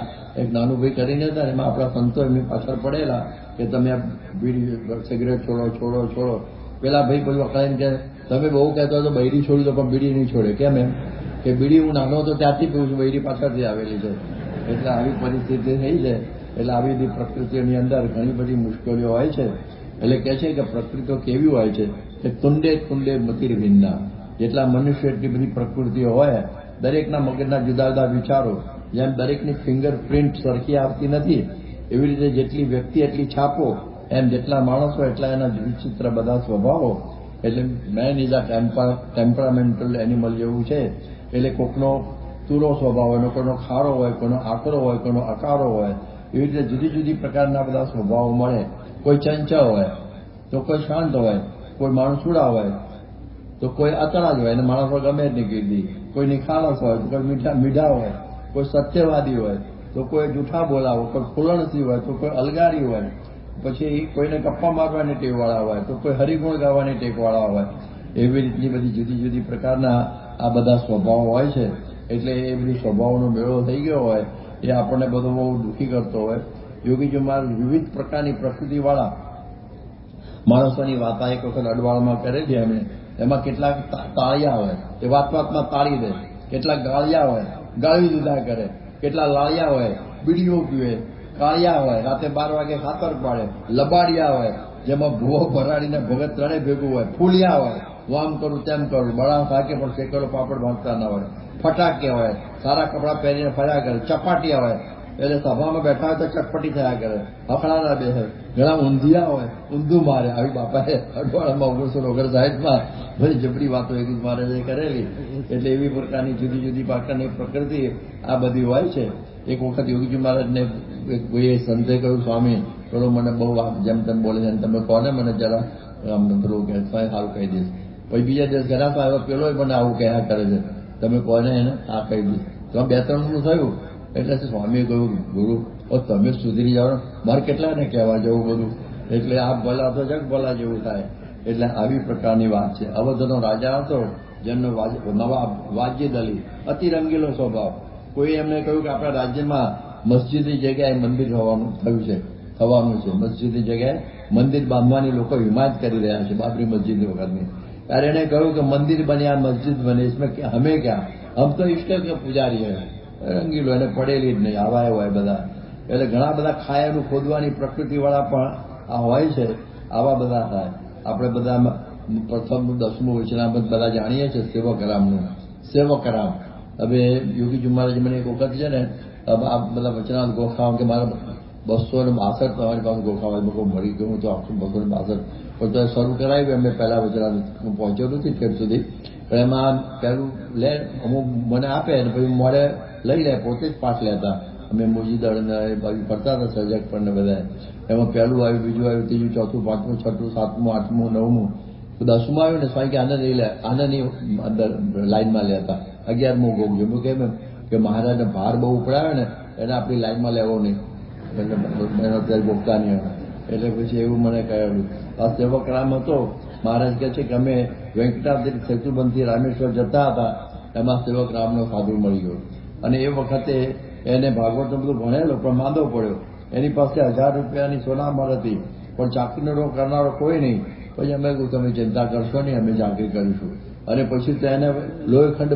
પેટ પેસવું થઈ ગયેલું પછી એક ફૂલવાડી હતી ત્યાં બધા કેળાના પાંદડાની પથારી કરીને અમે સુવાડ્યો વડની નીચે 1000 ભૂત હતા પણ અમે ભૂત નથી કંઈ તકલીફ નહોતી અને પછી તો એ બધું ધીરે ધીરે ધીરે હવે સારો થવા માંડ્યો અમની પાસે પૈસા હતા એ પછી અમને કે ગામમાં મારા માટે આ બધું લઈ આવો ખાંડ ગોળ ઘી આ બધું અને બધી રસોઈનું અને પછી હું એમને રસોઈ કરીને જમાડું અને પછી મારે કે હું ગામમાં ભિક્ષા માંગી આવું મળે તો ઠીક ને તો ઉપવાસ પણ કોઈ દાડો અમને એવું કહ્યું નહીં કે અમારા પૈકી તમારી પણ રસોઈ કરો ને તમે અમારી સાથે જમો અને પછી સારો થયો શેર ઘી પચાય બેવો પણ એનો મણનો ભાર છે ને અમારી પાસે ઉપડાવતો ને માળા લઈને ચાલતો ભગત તો પણ માળા તો પકડાય અને આવું થયું પછી એને કૃતજ્ઞ જાણીને મેં એને છોડી દીધો ત્યારે આવી પ્રકૃતિવાળા પણ બધા હોય છે એટલે બધા જુદી જુદી લોકો આ બધા ઘણી પ્રકારની મુશ્કેલીઓ ઊભી કરનારા હોય ઘણા બધા તમે જો ઊંધું કરવાની પ્રકૃતિ હોય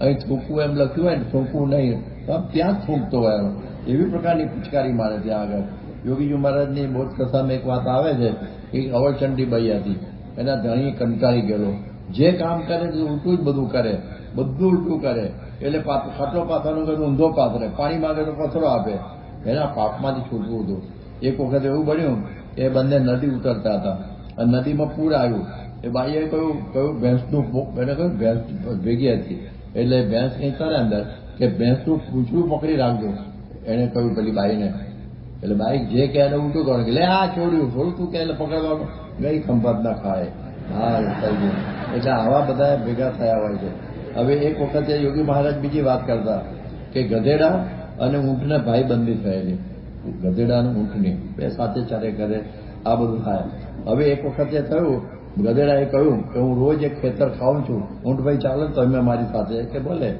અને પછી એ ખેતરમાં ગયા અને ખાતા હતા બધું પાક ને બધું અને પછી એ વખતે પેલો કે છે ને ગધેડો કે મને હવે ભૂંકણ આવ્યું છે ઊંટ કે હવે ભૂંકવાનો આદે કરો પેલો માણસ સાંભળશે આ માલિક આગો પાછો ગયો છે દેખા સાંભળશે તો આપણને મારશે કે મારું ભૂંકણ રોકાય એવું નથી મૂકવું જ પડશે અને ભૂંક્યું અને પેલો આવ્યો અને ખેડૂત અને એવા ટીપ્યા બધાને બેને ના ગધેડી તો ભાગી ગયું પણ ઊંટને બહુ માર પડ્યો એટલે ઊંટે પોતાનો બદલો લેવો પછી કે ચાલો મિત્ર હતા ને વચ્ચે નદી આવી કે કેવી રીતે પાર કરવી કે તમે મારા ઉપર ચડી બેસો અને આપણે હું ઊંચું છું ને અને એટલું બધું પાણી નથી આપણે પહોંચી જઈશું મને અહીં સુધી તો આવશે કે ભલે અધવચ્ચે આવ્યા ને તો ઊંટ કે મને લોટણ આવ્યું છે પણ તમને લોટણ આવે તો પછી પપ્પા મારી શું દશા થાય કે તારું ભૂંકળ બંધ ના રહે મારું લોટણ બંધ નહીં રહે સંવાદ ના થાય એ પણ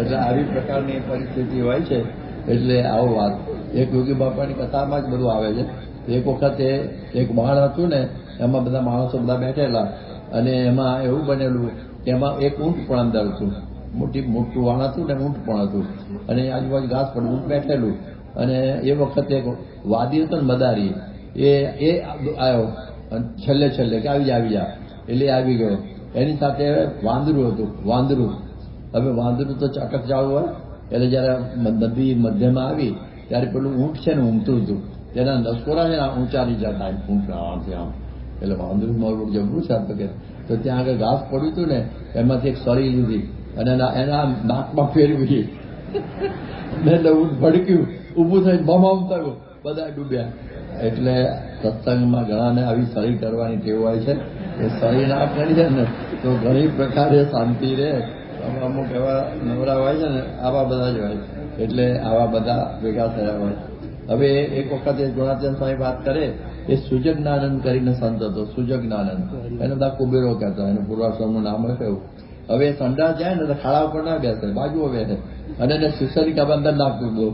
અરે ભાઈ પહેલાથી આમના ખાડામાં હરખું બેહવું જોઈએ ને, તો જ વાંકો એવો. એટલે ઘણી વખતે આવા જુદા જુદા હોય છે. ત્યારે સ્વામીશ્રીએ દિલ્હીની અંદર 27/11/2005 રોજ સરસ વાત કરેલી કે દરેકના સ્વભાવ ઓળખી રાખીએ પછી વાંધો ના આવે. સ્વભાવ ઓળખી રાખવાના કે આવો જ છે, આનો સ્વભાવ આવો છે એમ જાણીને મનમાંથી કાઢી નાખવું. પણ યાદ રાખીએ અને બીજાને કહીએ તો લાંબુ ચાલે, માટે મૌન રાખવું. કારેલા કડવા જ હોય અને ગોળ ગળ્યો જ હોય, માટે વ્યક્તિનો જે સ્વભાવ છે ને એ જાણી રાખ્યો હોય ને તો કોઈ પ્રકારનો ધોખો છે ને એ આપણને ન થાય. ઘણા બધાને સૂચન કર્યા કરે, પોતે અમલીકરણ ન કરી શકે, પણ આ પ્રમાણે સૂચનો જ કર્યા કરે. આમ હરતી ફરતી સૂચન પેટી હોય એવા બધા.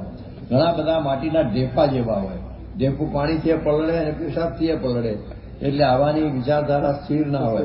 મિર્જાપુરી લોટાની બેઠક જ ના હોય, તો લડ્ડુ ક્યાં કરે, એવી પ્રકારની પ્રકૃતિવાળા આમથી આમ ફંગોળાઈ કરતા હોય છે. એટલે આવું બધું આવે. ઘણી વખત મા બાપને એક વિચિત્ર સ્વભાવ હોય છે કે દીકરા પાસે પોતાનું ધાર્યું કરાવવાનું. હવે એની ઈચ્છા હોય કે મારે એન્જિનિયરિંગમાં જવું છે, પણ બાપો કે તું મેડિસિનમાં જ જા, પરા નહીં અને ધકેલે, અને પછી પેલો બિચારો દુઃખી થઈ જાય. તો એવી પ્રકારની પરિસ્થિતિ આ બધી કેટલા બધા થાય છે. એટલે આવી વાત ઘણી વખતે વધુ પડતી બાળકોની કાળજી રાખવા જાય ને એમાંથી પણ મુશ્કેલી, કે કઈ ટૂથપેસ્ટ વાપરવી, કેવા કપડાં પહેરવા, કયો સાબુ વાપરવો, એટલે છોકરાને જરાય સ્વતંત્રતા રાખે જ નહીં. તો એ પણ પ્રકારે મુશ્કેલીઓ ઘરની અંદર ઊભી કરવાનું બને છે. કે વધુ પડતો છોડ છે ને એ કોવાટ મારે, અને વધુ પડતો આ છોડને કરમાવી મારે, એટલે મા બાપની જે આવી અંતિમવાદી પ્રકૃતિ હોય એ છોકરાને ભીસાવી દે છે. એટલે આવી પ્રકારે બધું સમજવાનું છે. એક વખત એવો પ્રસંગ બન્યો કે એક પ્રસિદ્ધ દાર્શનિક આપણા સોક્રેટિસ પશ્ચિમના ફરતા ફરતા એક ઘરમાં આવ્યા. એમને એક વૃદ્ધ વ્યક્તિની આ મુલાકાત થઈ. બંને એક સાથે હળીમળી ગયા. સોક્રેટિસે પેલા વૃદ્ધને પૂછ્યું કે આપનું જીવન ખૂબ આનંદથી વીત્યું છે, પણ હાલમાં આપને કોઈ મુશ્કેલી પડે છે ખરી?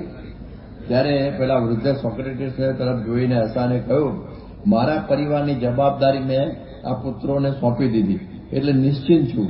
તેઓ જે કહે તેમ કરું છું, તેઓ જે ખાવા આપે તે ખાઈ લઉં છું, પૌત્ર પૌત્રીઓ સાથે હસુ રમું છું, સંતાનો ભૂલ કરે ત્યારે મૌન રહું છું, એમના કામમાં જરાય દખલ કરતો નથી. પરંતુ જ્યારે તેઓ સલાહ લેવા આવે ત્યારે મારા જીવનના અનુભવો તેમની સમક્ષ રજૂ કરું છું, અને કરેલી ભૂલો અને દુષ્પરિણામો તરફ એમને સાવચેત કરું છું. તેઓ મારી સલાહ પ્રમાણે વર્તે કે ન વર્તે એની ચિંતા કરતો નથી. અને ફરીથી પાછા મારી પાસે ફરી આવે તો ફરી પાછી કહું છું. એટલે આ પ્રમાણે હું ફરીવાર સલાહ આપું છું. આને લઈને મને આનંદ રહે છે. ઘણા તો ટક બુઢાઓ કરતા હોય છે, પણ ન છૂટકે એમને પછી વૃદ્ધાશ્રમમાં મૂકવાની ફરજ પડતી હોય છે. એવું હોય. ઘણાની છે ને રંગી ભંગી પ્રકૃતિ હોય, ક્ષણે દુષ્ટા ક્ષણે એવી પ્રકારના પણ બધા હોય છે. એટલે આવા બધા જુદી જુદી પ્રકારના હોય છે.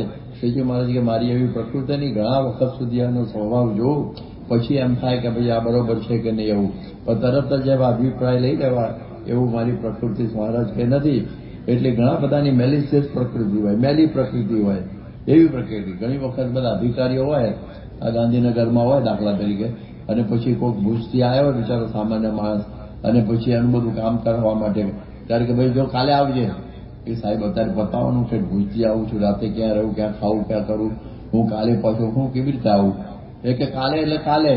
હવે આજે પતી શકતું હોય, પણ વૃત્તિ જેવી પેલા ધક્કે ચડાવોને હેરાન કરો તેવી પ્રકૃતિવાળા લોકો પણ આવા બધા હોય છે.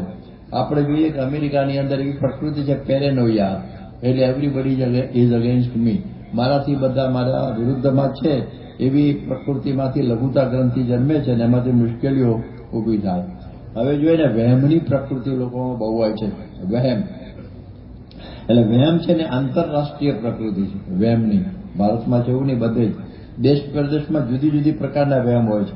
અમેરિકામાં છે 13 નંબરનો વહેમ છે, બધાને પાક્કું ખબર છે. અમેરિકામાં જાય 13 નંબર હોય જ નહીં. એપાર્ટમેન્ટ 12 ને સીધો 12 અને પછી 14, તો 13 નંબર વચ્ચે રાખે જ નહીં.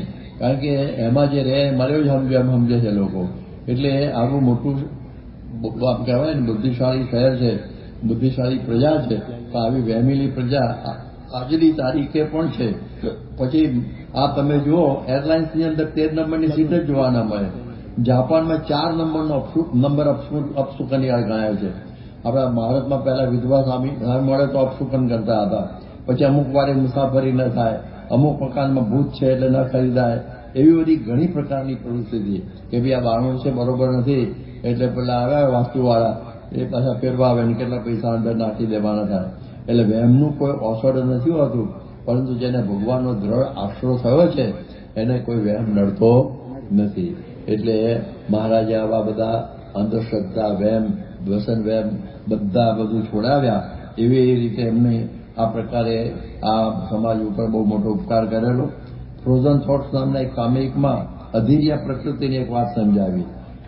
અધીર્યા પ્રકૃતિ હોય ને, અધીર્યો હોય એને આ પ્રમાણે એવું હોય, હવે લિફ્ટનું બટન આપણે દબાવ્યું બરોબર છે, હવે લિફ્ટ પાછી આવવાની જ છે ને, લિફ્ટ તો દબાવી એટલે આવવાની હોય, પણ ત્યાં આગળ ને ગાડી ખસડાવ્યા કરે, ઉપર નીચે જોયા કરે આવી કે નહીં, આમ ફરી બટન દબાવે એટલે આવવાની તો હતી લિફ્ટ.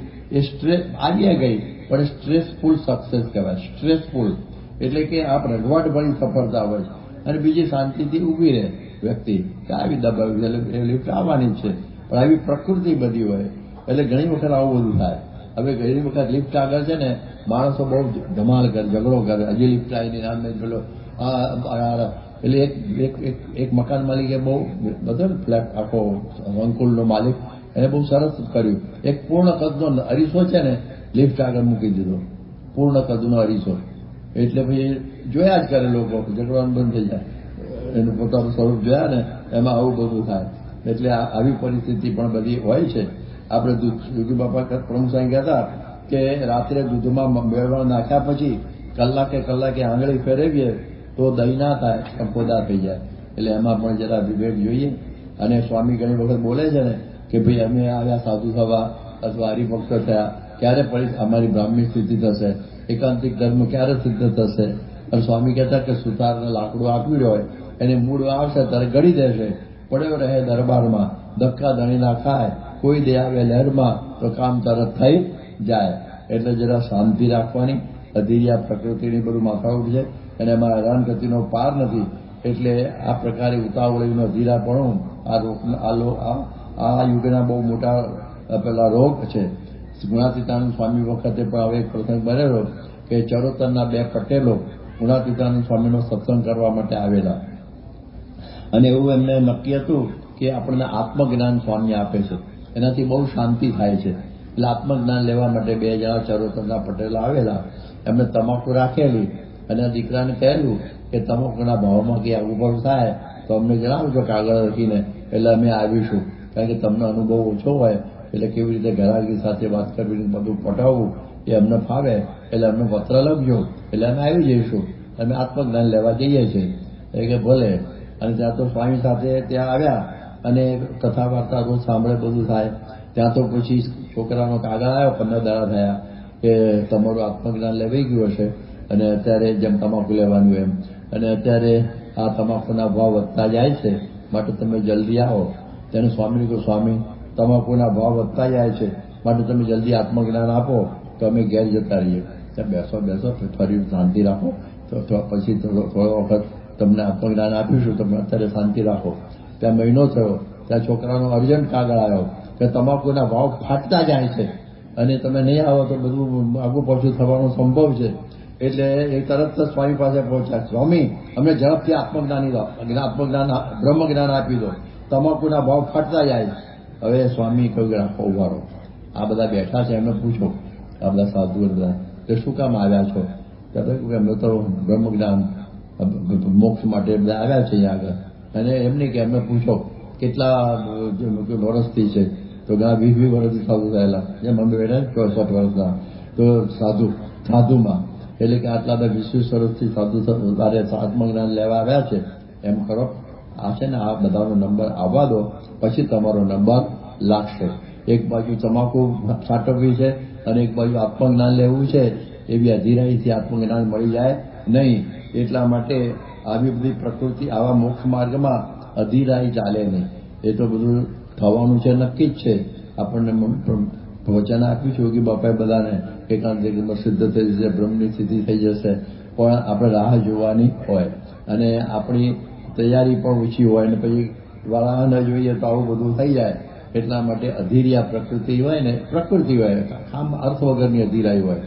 એક વખત જુનાગઢની અંદર એવું બન્યું કે ગુણાતીતાનંદ સ્વામી કથા વાર્તા કરતા હતા એમની નિયમ પ્રમાણે, અને ઘી વાળો ઘી વેચવા આવ્યો, એનું ઘી વેચવા આવ્યો છે. અને એ વખત ત્રિકમદાસ કોઠારી હતા, એ ત્યાં મૂળ ડભોઈના વાણિયા ત્રિકમદાસ. હવે એની સાથે બધી વાતચીત થતી હતી અને એ વખતે કહ્યું ભાઈ હવે ઘીનું કરવું હોય તો સ્વામીને પૂછવું તો પડે, ગુણાતીતાનંદ સ્વામીને આ પૂછવું પડે.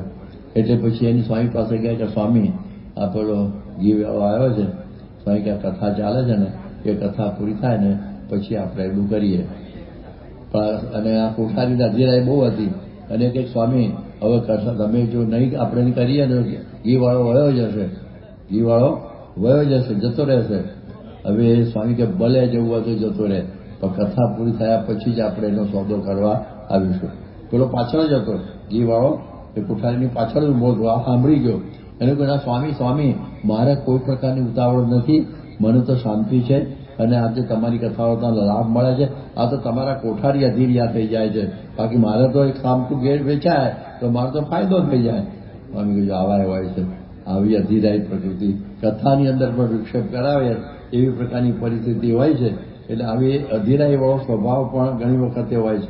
વિખ્યાત રશિયન ચિંતક સોલ્જેનિત્સિન કહેતા કે આ સદીના બે મોટા છે ને એ બે મોટા રોગ છે, એક ઉપર છલ્લી પ્રકૃતિ અને બીજું ઉતાવળિયાપણું. ઉપર છલ્લી સુપરફિશિયલ, જે કંઈ ભણવાનું પડે એવું, સત્સંગ પડે એવો બધું ઉપર છલ્લું કરે. અને બીજું હોય ઉતાવળિયાપણું, જલ્દી જલ્દી જલ્દી બોલે ને. પૂજા પૂજા મેં સરસ રીતે કરી એવું ના બોલે, પૂજા પતાવી દીધી, શું કે પેલું પતાવવા ઉપર શબ્દ વાપરે, એવું બધું બને. એક વખતે એક રમૂજી વાત બનેલી.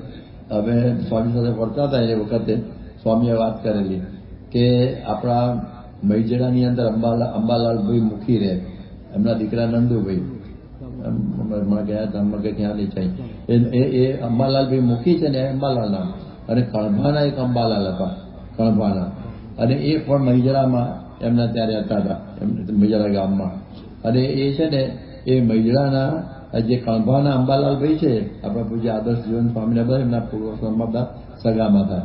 એટલે એ ધામમાં ગયા અને પછી એક આગળ આવ્યો કે ભાઈ મૈજરામાં અંબાલાલભાઈ ધામમાં ગયા છે.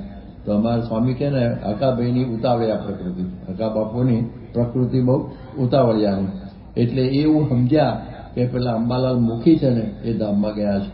એટલે એના પ્રમુખ સ્વામીને કહ્યું કે અંબાલાલ મુખી ધામમાં ગયા છે. સ્વામી કે તો પછી આપણે પત્ર લખવો પડે ને અંબાલાલ મુખી. એટલે અંબાલાલ મુખીના દીકરા છે ને એની ઉપર પત્ર લખ્યો નંદુભાઈ ઉપર કે ભાઈ અંબાલાલભાઈ તમારા પિતાશ્રી ધામમાં પધાર્યા છે, એ તો અક્ષરધામમાં જ બિરાજમાન થઈ ગયા છે, માટે શોક કરવાનો કંઈ હોય જ નહીં. શ્રીજી મહારાજને ગમ્યું ખરું. અને આ કાગળ સીધો અંબાલાલના હાથમાં જ આવ્યો. એ તો ક્યારે જ હતા અંબાલાલે આ કાગળ મઢાયો, બે બાજુ હકાભાઈએ સહીએ થોડું કર્યું ને, પ્રમુખ સ્વામી આખો લખેલો, અને બે બાજુ મઢાયો અને ઘરમાં લટકાયો. અમે પધરામી ગયેલા ત્યાં શું કહેવાય ચોખાનો ડાંગરનો ધર્માવતો કરાવવા. મારે કે હવે કોઈ ચિંતા નહીં, કે શું આ વિઝા આમાં ચોખ્ખું લખ્યું છે કે તમારા પિતાશ્રી અક્ષરધામમાં ગયા છે, આ રાખી મૂકે છે કાગળ, આ મારો મરવાનું થાય સીધો આ ધરવાનું, એટલે મને કોઈ અક્ષરધામ સુધી રોકી શકે નહીં. સ્વામી કે આપણે ભારે છે, મારા હાથમાં જ લખેલો કાગળ છે અને મને બતાવે છે, એટલે ઘરમાં હજી લગ્ન છે. હવે તો ધામમાં ગયા, પણ આજે આવી ઉતાવળી આ પ્રકૃતિની અંદર આવા બધા પ્રસંગો બધા બની જતા હોય છે. એટલે એવો બધું થાય. નકામી પછી ને નકામી ઉતાળ કરવામાં પડાપડી બહુ હોય. આપણે છે ને સભામાં એક રાહેરાત કરવી પડે, કોઈ ઉભા થવું નહીં, લાઈનમાં આવવું, સ્વામી જ્યાં સુધી ઉતારે પહોંચે નહીં ત્યાં સુધી કોઈ ઉતાવળ કરવી નહીં, આવું બધું કરવું. અમે એક વખત સાંકરીમાં હતા અને પેલા ઉદ્ઘોષકે આવી જાહેરાત કરી કે ભાઈ સ્વામી જયારે અહીંથી નીકળી જાય બહાર પહોંચી જાય ત્યાં ઉતારે ત્યાં સુધી કોઈ ઊભું થવું નહીં. એમાં એક વ્યક્તિ ઊભી થઈ, સંત હતા, હું નામ નથી દેતો, અને એ ઊભા થયા અને સ્વામીએ કહ્યું, કેમ ઊભો થયો, કેમ ઊભો થયો? આમ જાહેરાત થઈ. એને એક જ અક્ષર, એક જ શબ્દમાં જવાબ આપ્યો, સ્વભાવ. સ્વામી હસી પડ્યા, આનો શું કેવું આપણે? એટલે સરસ જવાબ આપ્યો, સ્વભાવ. એટલે આપણો સ્વભાવ જ એવો હોય છે, ઉતાવળ એવી રીતે. ઘણા લોકો છે ને વર્કાહોલિક હોય, એટલે કામમાં વયા કરે. એટલે ગુણાતીતાનંદ સ્વામી કે એવું ના કરું, ભજન કરતા કરતા ક્રિયા કરવી. એટલા માટે સ્વામી તો ઘણી વખતે મંદિરની પેલું બધું હોય ને સેવા, એ કથા પછી કહેતા. કથા પછી બધાને વારા કે જો કથાને પહેલા કહ્યું હોય ને તો બે પ્રકાર પડે કે સંકલ્પો થયા કરે, કથામાં ધ્યાન ના આવે, હવે મારે મને આ સોંપી છે રસોડાની હવે ત્યાં જઈશું, આમ કરીશું. અને ઘણા બીજો પ્રકાર એવો હોય ને, કથા મૂકીને ક્રિયામાં જ જતો રહે, પતાવી દઉં કે ભાઈ મારે પૂરી થઈ જાય, સુઈ જવું. તેવી પ્રકારના આવા બધા હોય છે. એટલે આવા પ્રકારના માણસો બધું જોવું જોઈએ. એટલે આ પ્રમાણે કહે છે કે ઘણા બધા હાઈપર ટેન્શનમાં જીવતા હોય છે અને ઘણા બધા વધુ સંવેદનશીલ હોય છે. પણ સ્વામી કહેતા કે મહારાજના માથે મૂકો, જે ભગવાન કરતા હશે એ સારું કરતા હશે એમ સમજીને આપણે ટેન્શન ફ્રી રહેવું. ઘણાની પ્રકૃતિ છે ને, મારી પણ એમાં આવે જ છે એવી કે ટેન્શન વાળી પ્રકૃતિ હોય, એને કંઈ ને કંઈ કોઈને નાખી દેવા જેવી બાબતનું ટેન્શન રહેતું હોય. સામાન્ય ધોબીના ઘેરથી કપડાં લાવવાના છે ને એનું ટેન્શન હોય એને, એટલે ઠાવ ટેન્શન વાળી વ્યક્તિ હોય અને અનેક પ્રકારના ટેન્શનમાં પડતો હોય. એટલે એવું બધું બને. એટલે સ્વામી કહે છે બધું મહારાજના માથે મૂકો. આખો દિવસ આપણે જે કંઈક પ્રશ્ન હોય એને ઉકેલવા માટે પ્રયત્ન કરો અને રાત્રે મહારાજના માથે મૂકીને પછી ભૂઈ જવું, એટલે તો રાતે ઊંઘે નહીં આવે. હેરાન થઈ જશો ટેન્શનમાં. ગોળીઓ ખાશો ને તો ઊંઘ નહીં આવે. એટલે ટેન્શન ફ્રી થવાની વાત કરતા. એના માટે આપણે એક પ્રસંગ ખ્યાલ છે કે જ્યારે શ્રીજી મહારાજ લોજની અંદર આવેલા અને એ વખતે બાજુમાં શીલ ગામ છે અને એમાં બધા ચીભડા હતા ને એ લાવવાના હતા. એક દેવો ભગત હતા, વાણિયા હતા, દેવા ભગત. એને કહ્યું કે આ નીલકંઠ વાણીને કે તમે જઈને ચીભડા બધા લઈ આવો. હવે ત્યાં ગયા ત્યાં તો 18 મણ હતા બધા ચીભડા. કે ગાડું વાળું લાયા નથી કે ના કઈ જરૂર નહીં. નીલકંઠ વાણી કે તમે એક મોટો ઘાસો કરો 16 મણનો અને મારા માથે મૂકી દેજો. અરે કે શું પણ હું કહું છું ને મૂકજો. તે બધો ઘાસો આવ્યો ને એમાં 1.5 મણ જેટલું વધ્યા ચીભડા. એની નાની ઘાસરી કરી. એટલે હવે બધા 5-10 જણા ભેગા થઈ નીલકંઠ વાણી બેસી ગયા ઉપર ઘાસડો ચડાવી દીધો અને પેલા દીવા ભગત ઉપર 1.5 મણની ઘાસરી ચડાવી, આ 16 મણનો, આ 1.5 મણની. અને ચાલ્યા. દેવો ભગત છે ને હોશિયાર હતો, તે જુએ કે નીલકંઠ વાણી હાથમાં માળા લઈને ચાલે છે અને ઘાસડો છે ને એક હાથ ઉપર ચાલે છે. મહારાજને માથા ઉપર તો નથી પણ એક હાથ ઉપર ચાલે છે અને મારે સાથે ચાલે છે ઘાસડો. હા અને મારે તો આ 1.5 મણમાં તો મારે તો ડોકી બેસી ગઈ. એટલે ગામ નીકળતા એક મોટો ઓટલો આવ્યો કે નીલકંઠ શું છે કે ઉભારો. એ ઓટલા ઉપર ચડી ગયો અને પેલો 1.5 મણનો હતો ને એ નીલકંઠના હોળ ઉપર મૂકી દીધો અને એ માળા લઈ ચાલવા મંડી પડ્યો. એટલે આપણે આટલું સમજવાનું છે કે અનંત બ્રહ્માંડનો ભાર મહારાજ સ્વામી મહંત સ્વામી ઉપાડીને ફરે છે. આપણે 1.5 મણનું લઈને ફરવાની જરૂર નથી. એના માથે મૂકી દો, બહાર લાગશે નહીં અને શાંતિની માળા ફેરવતા જશો. આટલું સમજવાનું છે. એટલે કે જબ સોંપ દિયા હૈ જીવન કા સબ ભાર તુમારે માથો મેં, એના હાથોના બધા માથે. એટલે ભગવાનના માથે આ ભાર મૂકી દઈએ ને તો આપણને કોઈ પ્રશ્ન ઉપસ્થિત થાય નહીં. વધુ પડતી ગણી છે ને સેન્સિટિવ વ્યક્તિ છે ને એને બહુ તકલીફ થાય. એ આપઘાત પણ કરી લે. સાને ગુરુજી મહારાષ્ટ્રના બહુ મોટા સાહિત્યકાર શ્યામચીઆઈ નામની એક નવલકથા એમની બહુ પ્રસિદ્ધ હતી. તો એ છે ને એમ થયું કે આટલી બધી મેં સમાજ માટે બધી પ્રવૃત્તિ કરી સમાજારવા માટે અને સમાજ સુધર્યો નહીં, બસ એમાં ને એમાં આપઘાત કરી નાખ્યો. એમને જાણીતી વાત છે, કહેવામાં નથી. તો આવું બધું વધારે પડતા સેન્સિટિવ થવામાં આ પરિસ્થિતિ થવાનો પણ પ્રસંગ થાય. આ પ્રમુખ સ્વામી આટલું બધું કહે છે. હવે બધા કંઈ સુધરી જાય એવું બનતું નથી. ઘણા બધાને વાતો કરે, સ્વમાંથી એક જ કંઈ લાગી કે ના લાગી, પણ કોઈ દિવસે એમને નિરાશા થઈ નથી કે ભાઈ જીવ તો એવા જ હોય. એવી પ્રકારની વાત બને છે.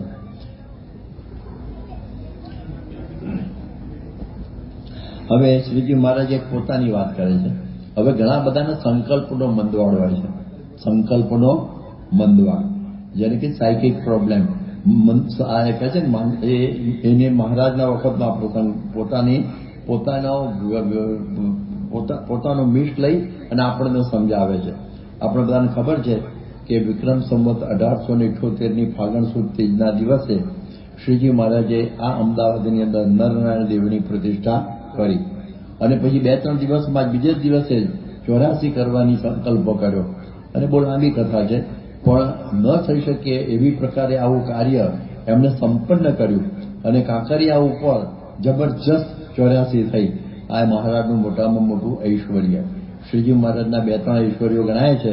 એમાંનું એક આ કે એક જ દિવસના વચ્ચે ગાળાની અંદર, એ તો બહુ લાંબો વિષય છે, હું નથી કરતો બધું, કે એમણે આખા બધા આજુબાજુના બધા ગામોના બ્રાહ્મણોની 84 સંપન્ન કરી અને જય જયકાર કરી દીધો. પછી બીજી મહારાજે કહે છે ને, જુનાગઢમાં મંદિર કર્યું, એ પણ એમનું એક ઐશ્વર્ય. અને ત્રીજું, વડોદરાની અંદર પેલા દિવાનના આટલા વિરોધની સાથે પણ મહારાજે ત્યાં પધરામણી કરેલી, એ બધા એમના એક ઐશ્વર્યો ગણાય છે. એટલે આ એક પણ ઐશ્વર્ય થયેલું. અને એ વખતે આ પ્રમાણે પ્રતિષ્ઠા થઈને બહુ જબરજસ્ત થયું. કાંકરિયા ઉપર તો માણસ બાય નહીં, અને બ્રાહ્મણો બધું આ ધમધમાટ બધું ચાલે 84 આ બધું. અને પછી આમાં વાત કરે છે મધ્યના 22માં કે અમે અમદાવાદમાં શ્રી નરનારાયણ દેવની પ્રતિષ્ઠા કરવા ગયા હતા, ત્યારે હજારો માણસોનો મેળો ભરાયો હતો. પણ જયારે નરનારાયણ દેવની પ્રતિષ્ઠા થઈ રહી અને અમદાવાદના બ્રાહ્મણો 84 જમી રહ્યા, પછી અમે સાબદા થઈને ચાલી નીકળ્યા. અંતે જતલપુરમાં જઈને રાત રહ્યા અને પછી ત્યાં જઈને એવો વિચાર કરવા માંડ્યો કે જેટલા માણસ દેખ્યા છે અને જેટલી પ્રવૃત્તિ દેખી છે તે ટાળી નાખવી. પછી તેને વિચારવાને અર્થે રજામાંથી દુઃખ થયું, શરીરે માંદા થઈ ગયા. પછી ધોળકે જઈને રાત રહ્યા અને ત્યાંથી એ વિચારમાં ગામ કોઠને ગણેશ ધોળકાની રાણામાં જઈને રાત રહ્યા. એ વિચાર એવો કરવા માંડ્યો કે દેહની સ્મૃતિ ન રહી અને વિચારતા વિચારતા સર્વ પ્રવૃત્તિને વિચારી મેલી. એવી રીતે કે કાંકરીએ તળાવે ઉતર્યા નહોતા અને મેળો પણ ભરાયો નહોતો. આ કહેવત બની ગઈ છે અત્યારે ગુજરાતમાં કે શ્રીજી મહારાજના કાંકરી મેં પ્રવૃત્તિ અને પ્રવૃત્તિનો ફેર આપણને બધાને ચડે. કે લગ્નનો ઘરમાં પ્રસંગ હોય અથવા બીજા કંઈ સારા મોટા પ્રસંગો બધા હોય, ત્યારે એનો ફેર ચડી જાય અને ઉતરવો બહુ મુશ્કેલ થઈ જાય, અતિ કઠણ પડી જાય છે. મહારાજ આપણી વાત એ પોતા ઉપર લઈને આપણને સમજાવે છે કે અમે આટલી બધી પ્રવૃત્તિ અમદાવાદમાં કરી, આ બધી પ્રતિષ્ઠાની કાંકરિયા પર બધાને જમાડ્યા ના થાય, તે પ્રવૃત્તિનો ફેર ચડી ગયો અને સંકલ્પ થવા માંડ્યા. અને સંકલ્પનો મંદવાડો તો એ થઈ ગયો. અને પછી તો વિચાર કરી દીધો તો કાંકરીએ ગયા નહોતા અને મેળો ભરાયો નહોતો. એવી રીતે સર્વે ઘાટ ટાળી નાખ્યા અને લૌકિક ઘાટ મટી ગયા અને અંતરદ્રષ્ટિ રહેવા મળી. અહીં શ્રીજી મહારાજ નરનાટ્ય દ્વારા આપણને પ્રવૃત્તિ કેવી રીતે કરવી અને પ્રકૃતિ કેવી રાખવી એનું આ માર્ગદર્શન આપે છે. અહીં અમદાવાદની અંદર પ્રમુખ સ્વામી પધારેલા 8/12/1990 રોજ, ત્યારે સ્વામી કુક અમદાવાદના આ પ્રસંગ દ્વારા, જે હમણાં ઉપર વર્ણ્યો નવે, મહારાજે બ્રહ્માંડના બધા જીવોને સુખ્યા થવાનો વિચાર આપ્યો છે, તેથી સુખ શાંતિ રહે અને કામમાં સફળતા રહે. આટલું મોટો પ્રવૃત્તિ હોય તરત જ એને વિચારી મૂકવી બહુ અઘરી છે. આપણે પણ જોયું છે કે આપણા મોટા મોટા સમયાઓ થાય તરત જ સ્વામી ત્યાંથી સાંજે જ નીકળી જાય.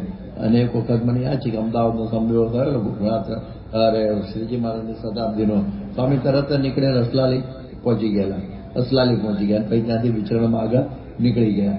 એ જાણે કંઈ થયું જ નથી, કાંકરે ગયા નહોતો, મેળો ભરાયો નહોતો. સ્વામીની જન્મ જ્યારે તુલા થયેલી સુવર્ણની આપણા 1985ની અંદર લંડનની અંદર ક્વીન્સ પાર્ક રેન્જર સ્ટેડિયમની અંદર 20,000 માણસો ભેગા થયેલા અને વરસાદ બધે પડે નહીં, વરસાદ પડે નહીં એવું પાછું ઐશ્વર્ય દેખાયેલું. અને બધા શું કહેવાય મહાત્માઓ પણ હતા, મોટા મિનિસ્ટરો હતા, રોડ બોયસન એવા બધા, અને બધા ઘણા બધા વિદ્વાનો બધા ભેગા થયેલા અને ડંકો વાગી ગયેલો. અદભુત આપણે જોઈએ ને એ જે શાસ્ત્રી મહારાજના જન્મ સુવર્ણ તુલા થયેલી એના પછી 36 વખતે પહેલી વખત આ થતી હતી સંપ્રદાયમાં. બધાનો ઉત્સાહનો પાર નહીં, આટલું બધું થયેલું. અને જયારે પૂરું થયું, હજી અમને તો હજી આનો કેપ ઉતર્યો નથી, આજે ચડી ગયેલો. અમારી કઈ તુલા બોલા કંઈ થઈ નહોતી, સ્વામીની થયેલી, તો આપણે ઉપસ્થિત હતા એનો કેપ છે, આપણે ત્યાં હાજર હતા. અને સ્વામી જેવા મોટરમાં બેઠા, અમે સાથે જ હતા, તરત જ દેશથી આવેલા ટપાલો છે ને એ બધી વાંચવા માંડી પડ્યા. એટલે એ ટપાલો વાંચવા પડી ગયા. જાણે કંઈ થયું જ નથી કે આટલો મોટો સમય થયો, આ થઈ ગયો, તદ્દન એક સેકન્ડમાં ભૂલી ગયા. આ બહુ અઘરું છે, બહુ અઘરું છે. ત્યારે આ આપણને ફેર ન ચડે એવી પ્રકારની આ પ્રકૃતિ અહીંયા આગળને બતાવી. હવે એની બીજી બધી વાતો હવે આપણે આગળ ચલાવીશું. હવે આગળના કાર્યક્રમમાં આપણે જોડાઈશું. સ્વામિનારાયણ ભગવાનની જય.